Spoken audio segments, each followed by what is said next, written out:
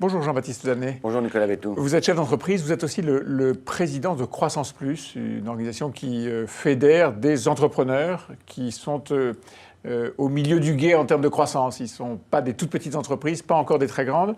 Et vous publiez un rapport sur l'état de la France, le sens des réformes. C'est un rapport, le premier d'ailleurs à ma connaissance, sur les 6 premiers mois de gouvernance Macron. Quand je dis vous êtes représentant des entreprises qui sont au milieu du gué, vous dites, vous également, les réformes sont au milieu du gué. Dans le sens des réformes, donc, qui est un point à date sur les 6 premiers mois de réforme, en fait, on ne dit pas exactement, nous disons pas exactement qu'on est au milieu du gué. On peut la formule existe dans votre texte. Oui, oui. Ouais. C'est-à-dire qu'en fait, on dit il ne faut pas rester. Ne restons pas au milieu du gué. Mais vous dites on est aujourd'hui au milieu du gué, voilà. Et voilà un certain nombre de choses qui pourraient faire en plus. Certaines ont été faites de façon très favorable, et d'autres pas encore. Certaines ont été faites de façon très favorable. En tout cas, elles ont donné un signe extrêmement favorable aux entreprises. On parle notamment des lois travail et on parle du PLF, des ordonnances travail et du PLF. C'est-à-dire la suppression du ISF, voilà, pardon. Alors, pas que la transformation la flat tax, du CICE. Voilà, et la transformation du CICE en baisse de charge.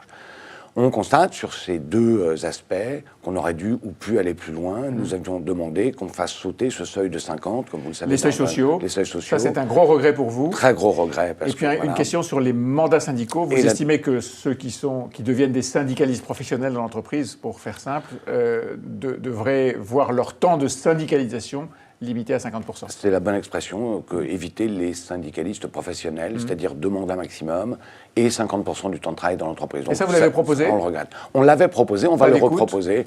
Non, sur les mandats syndicaux, je dirais que c'est quelque chose qu'on a peu vu passer, même si nous l'avons proposé. Sur les seuils, ça a été proposé, discuté, on a eu un long débat dessus. On croit comprendre que dans le cadre des travaux des groupes de Bruno Le Maire en ce moment, cette question pourrait être reposée de manière un peu différente. Je crois qu'on reste très ouvert, très à l'écoute et prêt à proposer de nouvelles choses. Donc plutôt favorable sur le social à ces 2 réserves principales près. Sur le fiscal ? Et sur le fiscal, on pense que, si vous voulez, il y a eu des très très bonnes choses. On vient de le dire, la flat tax, c'est-à-dire 30%. Ça, c'est lisibilité, stabilité. 30% sur les plus-values. Sur les plus-values, très intéressant. Ensuite, nous, on a senti qu'on avait gagné ce combat du retour à la taxation de 20% sur les actions gratuites.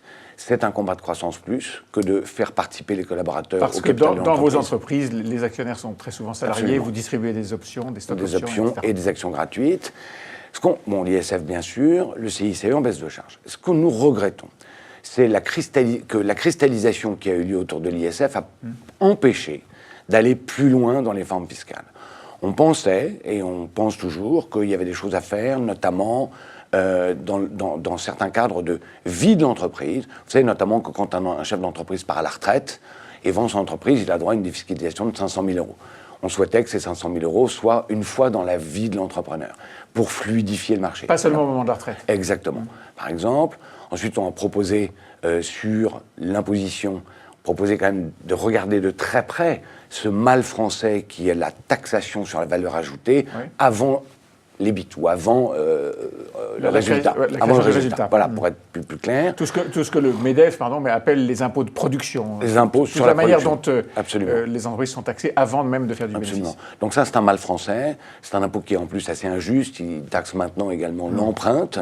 C'est un impôt qui date quand même de l'ère post-Deuxième Guerre mondiale, qui a évolué au fil des ans, mais c'est un impôt qui ne reflète pas l'économie qui bouge. Globalement, qu'est-ce que vous dites ? Vous dites que le gouvernement s'est attaqué, et tant mieux, à un certain nombre de symboles, de grands totems, mais qu'il a laissé de côté tout ce qui fait le quotidien de la plupart des entreprises, et non pas juste la fortune de quelques grands patrons. Oui, alors d'abord oui, et deuxièmement, je crois que ce qui est très important quand on parle de ces impôts sur la production, donc CVAE, C3F, etc., sont des impôts importants dans la mesure où il faut bien comprendre que ce qu'on regarde de l'extérieur, c'est non pas le résultat avant ou après impôt, essentiellement, c'est ce qu'on appelle l'EBIT, d'accord ? Donc c'est le résultat juste après les charges de production. Et en fait, c'est très intéressant. Si on avait supprimé ces charges ou modifié ces charges, ça aurait remonté ce résultat des entreprises qui, facialement, auraient eu un autre visage. Et qui aurait remonté d'ailleurs l'impôt. C'est un point sur lequel la situation de la France avec l'Allemagne est très différente. Très différent. Je voudrais qu'on parle un peu du social et de ce que vous proposez, parce que ce que vous proposez interfère avec un sujet qui est en cours de traitement du côté du gouvernement. Je pense au deuxième volet de la réforme sociale, avec apprentissage, formation, tous ces sujets qui font que, une fois qu'on a traité ou commencé à libérer un peu la flexibilité du travail, il faut aider à la formation des chômeurs ou des jeunes.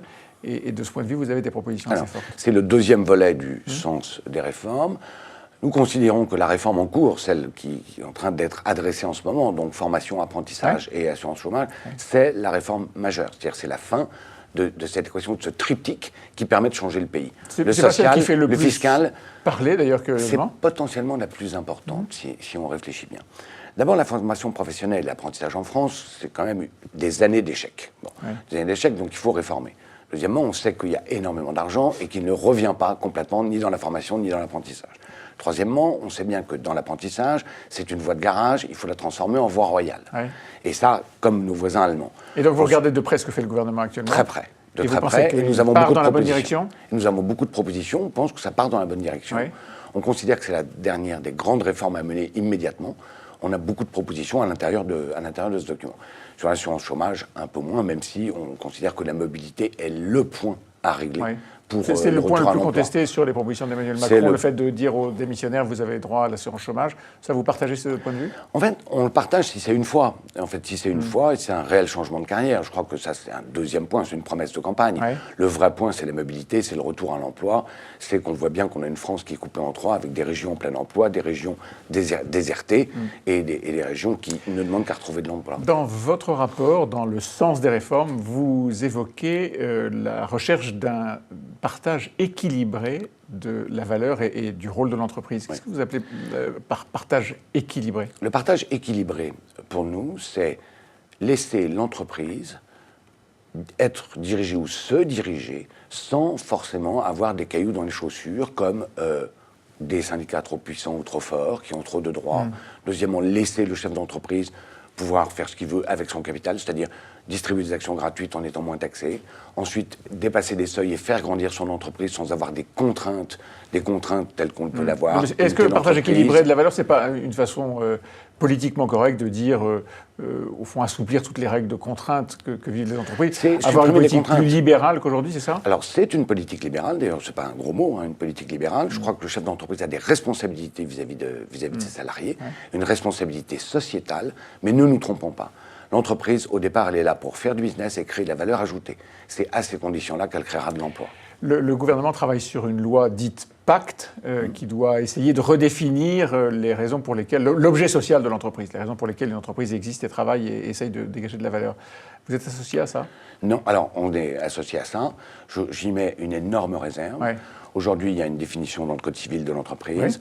Pourquoi ne pas toucher à cette définition? Mais pourquoi la toucher dans le Code civil? Pourquoi donner au juge la possibilité de regarder un objet d'entreprise? Donc oui, à la modernisation de la définition et du rôle de l'entreprise, mais pas non par à sa judiciarisation. Pas par sa judiciarisation. Il y a des bicorps aux États-Unis, il y a des statuts qui fonctionnent très bien. On peut s'en inspirer. On peut donner de la liberté sans ajouter des contraintes. Merci beaucoup, Jean-Baptiste Danel. Merci à vous.